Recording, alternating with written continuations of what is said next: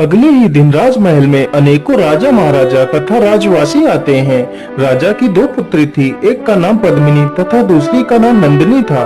पद्मिनी हमेशा अपने पिता की तारीफ किया करती थी, जबकि नंदिनी हमेशा सच बोलती थी।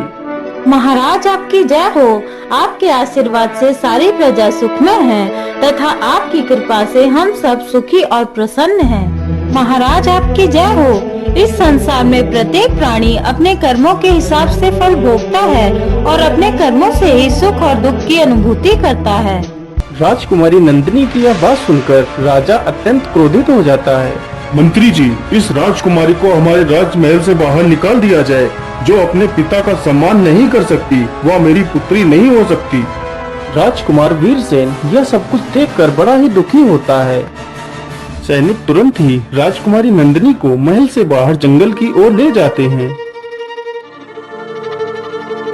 राजकुमार वीरसेन उन दोनों सैनिकों का पीछा करते करते जंगल में पहुंच जाता है।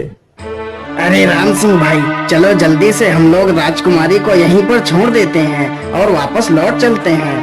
हाँ हाँ भाई, तुम ठीक कहते हो। अब हमारा ज्यादा आगे जाना ठीक नहीं होगा। हम दोनों यहीं से वापस लौट चलते हैं। इतना कहकर दोनों सैनिक वहां से चले जाते हैं।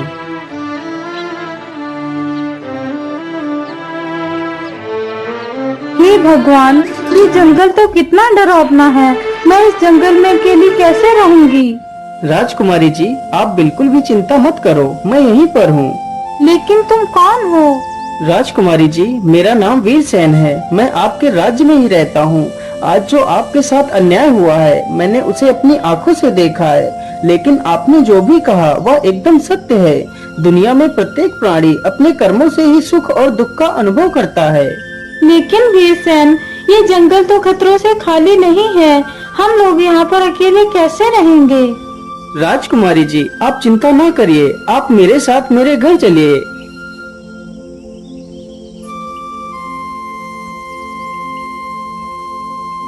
माता जी, अब ये राजकुमारी भी हमारे साथ ही रहेंगी। अरे नहीं नहीं, मैं राजकुमारी को अपने घर में नहीं रख सकती। यदि महाराज को पता चल गया तो वह मुझे मार डालेंगे। मैं ऐसा नहीं कर सकती। माता जी, यदि आप राजकुमारी को यहाँ पर नहीं रखेंगे तो मैं भी यहाँ पर नहीं रहूँगा। मैं जा रहा हूँ। इतना कहकर वह दोनों फिर से जंगल की ओर चले जाते हैं। यह सब देखकर राजकुमारी मन ही मन वीरसेन से प्रेम करने लगती है। वीर सिंह जी, आपको मेरी वजह से अपना घर नहीं छोड़ना चाहिए था। राजकुमारी जी, वह मेरा घर नहीं था। मैं तो खुद उस माता के घर शरणार्थी बनकर रह रहा था। यदि वह घर तुम्हारा नहीं है तो तुम्हारा घर कहाँ है? राजकुमारी जी, मैं रतनगढ़ का राजकुमार हूँ। फिर राजकुमार अपनी पूरी कहानी राजकुमारी को सुनाता है। लेकिन वीरसेन, तुम्हारा इस प्रकार घर से भागना सही नहीं था। तुम्हारे राज्य से भागने पर तो तुम्हारे माता पिता को और भी ज्यादा दुख हुआ होगा। हाँ राजकुमारी, तुम बिल्कुल ठीक कहती हो। मुझे मेरे माता पिता के पास लौट जाना चाहिए। और राजकुमारी जी, तुम भी मेरे साथ चलो। हाँ हाँ राजकुमार जी, मैं तुम्हारे साथ जरूर चलूंगी। लेकिन उससे पहले मैं तुमसे विवाह करना चाहती हूँ। नहीं नहीं राजकुमारी जी, मैं आपके साथ विवाह नहीं कर सकता। आपको तो पता ही है मैं कितनी बड़ी बीमारी से पीड़ित हूँ। अपने साथ मैं तुम्हारी जिंदगी बर्बाद नहीं कर सकता। नहीं नहीं राजकुमार, आप चिंता मत करो। यदि ईश्वर ने चाहा तो आप जल्दी ही स्वस्थ हो जाएंगे। अच्छा अच्छा, ठीक है राजकुमारी जी, यदि आपकी यही इच्छा है तो ठीक है। मैं आपकी बात से सहमत हूँ। चलो अब अपने राज्य वापस लौट चलते हैं। लेकिन राजकुमारी जी, हम आगे चलें उससे पहले थोड़ा इसी वृक्ष के नीचे आराम कर लेते हैं। फिर वे दोनों पेड़ के नीचे आराम करने लगते हैं। ओम। अरे, ये आवाज कैसी? मुझे लगता है कोई संत अपनी तपस्या कर रहा है। चलो चलकर देखती हूँ।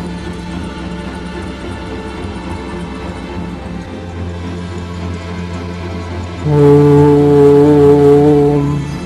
ओम ओम। प्रणाम साधु बाबा। तुम कौन हो पुत्री, और इस जंगल में अकेले क्या कर रही हो? हे साधु बाबा, मेरे पति के शरीर के अंग धीरे धीरे गल रहे हैं। क्या इसका कोई इलाज नहीं हो सकता? हाँ हाँ पुत्री, क्यों नहीं, इसका भी इलाज हो सकता है। तो जल्दी से बताइए बाबा, इसका क्या इलाज है? बेटी, जिस वृक्ष के नीचे तुम्हारा पति सो रहा है, उसी वृक्ष की खोड़ में एक दुष्ट सर्प रहता है। उसी सर्प के बिल में एक जादुई बूटी है। यदि वह बूटी तुम्हें मिल जाए तो तुम्हारा पति बच सकता है। लेकिन बाबा, इस सर्प के बिल से बूटी प्राप्त करने का कोई उपाय बता दीजिए। बेटी, इसका सिर्फ एक ही उपाय है, उस सर्प को मार कर ही उस बूटी को प्राप्त किया जा सकता है। लेकिन बाबा, किसी जीव को मारना तो पाप है। लेकिन पुत्री, वह कोई साधारण सर्प नहीं है। वह उस वृक्ष के नीचे आने वाले प्रत्येक प्राणी को डसकर खत्म कर देता है। ऐसे प्राणी के मरने से तुम्हें कोई पाप नहीं लगेगा।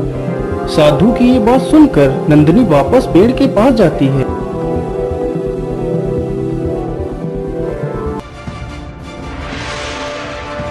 अरे ये क्या, ये सर्प तो मेरे पति को डसना चाहता है। आज मैं इसे जिंदा नहीं छोड़ूंगी। राजकुमारी तुरंत ही एक मोटा सा डंडा उठाती है और सर्प को फेंक कर मारती है। सर्प एक ही वार से मर जाता है। राजकुमारी जल्दी से पेड़ की खोर से बूटी निकालने लगती है। अरे, इस पोटली में क्या है? इसमें तो सोने के जेवर हैं।